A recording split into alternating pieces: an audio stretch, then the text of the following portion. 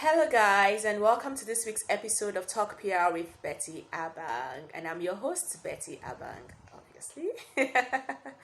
Right, so this week's episode will basically be a repost or a reshoot. Basically, I'm just going to be talking about what I spoke about on the last episode because I got feedback that the camera quality wasn't top notch. So, yes, and we aim to give you the best. Yes, so I'm just going to go right into it. Yes, I'm developing a PR plan for an edutech company, and basically this is sample. So if you need to create a PR plan for yourself, this is the format or the processes that you would typically go through. Now, the first thing you want to do is a media audit. So what I did was to conduct a media audit for the company in question. And when you're conducting a media audit, what are you searching for? First, you're searching for the share of voice of the company, if any. Share of voice simply means that the conversations, who are having the conversations in that industry. Now, if your company is a new one, clearly, there's no conversation that will be tied to you just yet. So first, when you determine share of voice, simply it will help you determine who in that industry is leading conversations. So who is talking, what are they talking about, what are the recurring themes, all right, what are they not talking about. And while you're taking notes of all of that is so when you're creating your content calendar. Oh gosh, okay guys, we're on lockdown. I'm shooting this video in my house. Clearly I have neighbors, so please, I apologize for all the residential interference that will happen as we go along. So just ignore all of that and focus on me. Yeah, I'm bright enough. Thank you very much. Yes. Okay. So back to that. Yes. So your media audits or your industry audits will help you to determine share of voice, frequency of communication, and then even the sentiments around the topics that matter to your business. All right.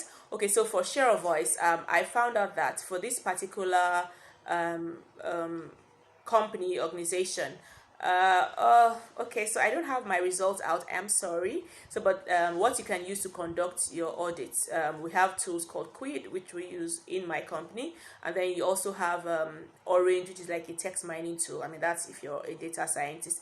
But we have good old Google, yes. So you can just do a simple Google search. So what you're going to do is say for instance, okay, so for this particular company I just did online learning, right? Online learning. Then if you're an existing company, you probably want to search with your name. Now that helps you to determine what people have said about you, so you can see all the comments, good or bad. But yeah, so let's leave that. This particular company isn't fairly new, maybe about a bit 1 year into the market.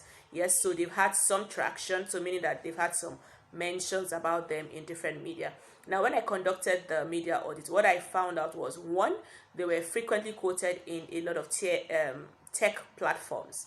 Now, that is good for investments, but remember that the target audience of this company is school owners, schools, and students and parents of students of teenagers. All right, yeah, primary and secondary school students. So we both know that tech platforms are not the channels that parents of teenagers and school owners probably read or visit. Yeah, so it means that you're not communicating to your audience or your channel, your audience via a medium that they easily frequent. Okay, yes, so now that's what I discovered.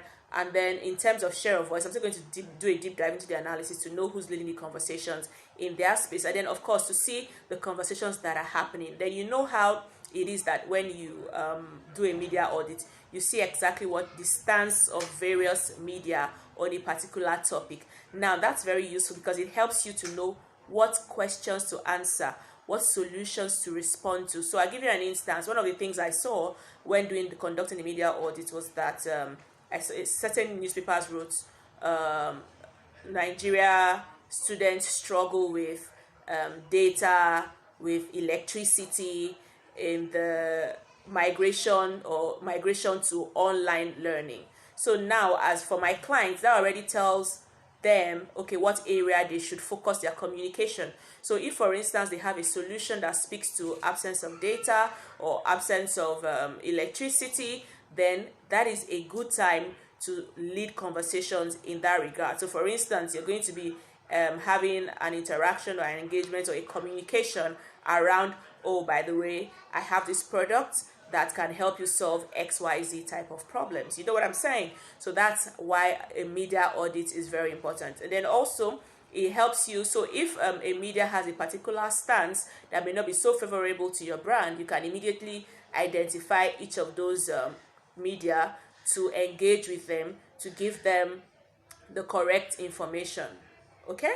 Yeah, so that's the first step. So the first step you want to do is a media audit. And now an audit is very useful for companies across all categories, regardless of how long you've been in business, either as a startup or as someone who has been in business for a while. So it's something you should actually conduct periodically. Why? So that your communication can stay fresh, your message can stay fresh, all the time, because then it helps you to be in sync with what people are concerned about per time. So you're not talking, just for instance, just like somebody, when COVID was still really hot, imagine a company running a promo that did not even mention anything about what is happening during those times. So it helps you to stay in tune with the times and to also be seen or be perceived as a sensitive brand. Yes. And then once you've conducted your media audit, then of course, in creating your comms plan or your PR plan, the next thing is who are your target audience, right? Who do you want to reach?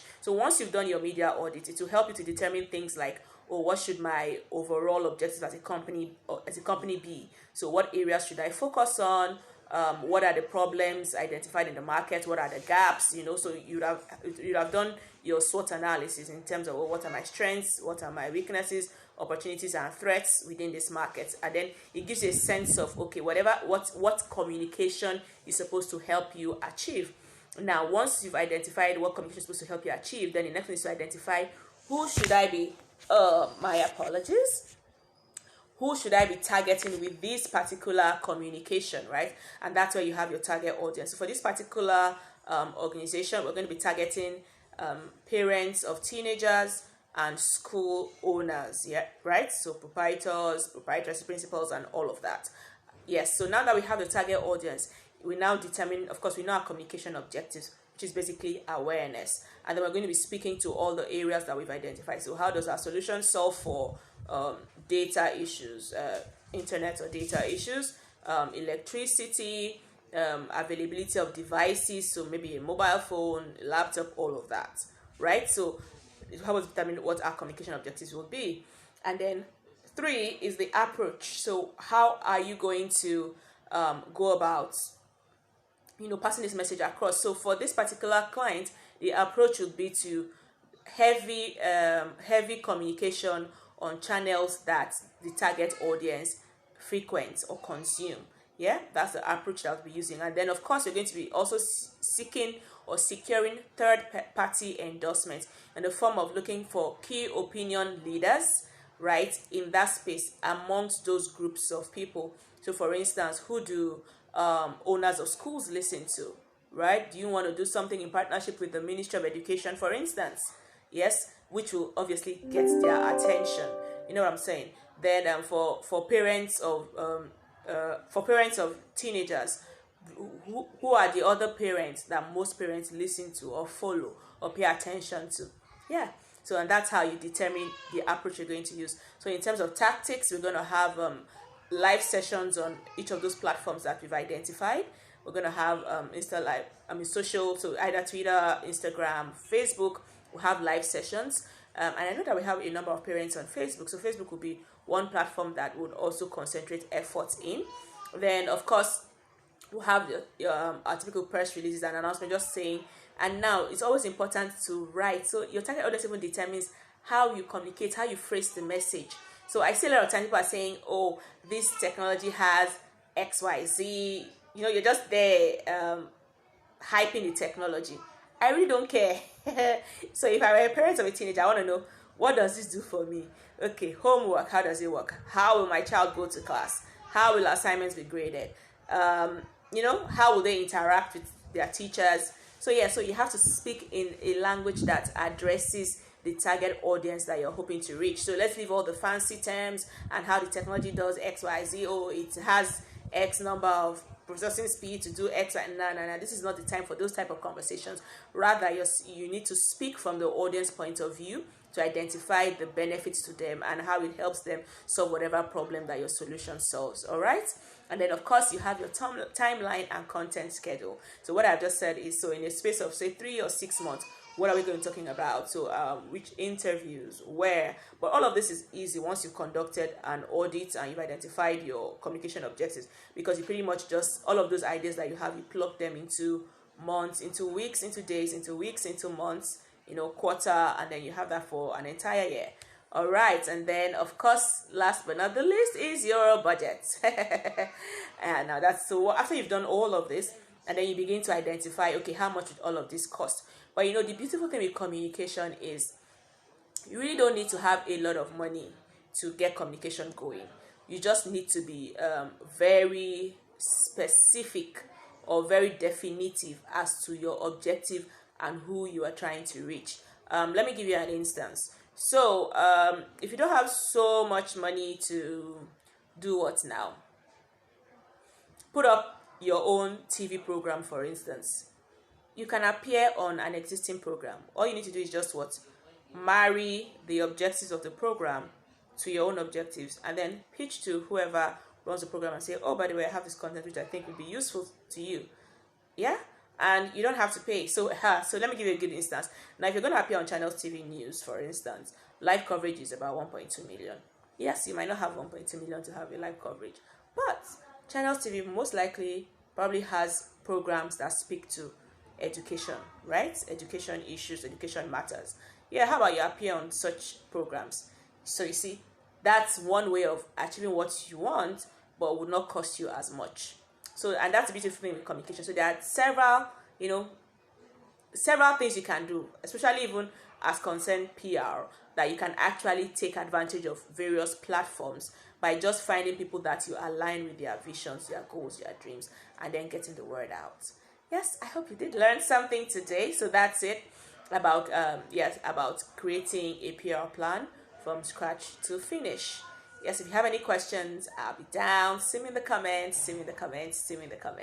Just leave your questions. And then for next week's episode, please continue to send in your PR questions and I will address them. Like I say, I'm happy to have 1 hour free live consultations every Thursdays with everybody. Any PR related questions that you have, I'll be glad to answer them. And for the ones that I do not know, I'm going to bring my colleagues to come on the show and then you can ask them yourself. Thank you guys. I'll see you next week. I remain Betty Abang and it's Talk PR with Betty Abang. Bye.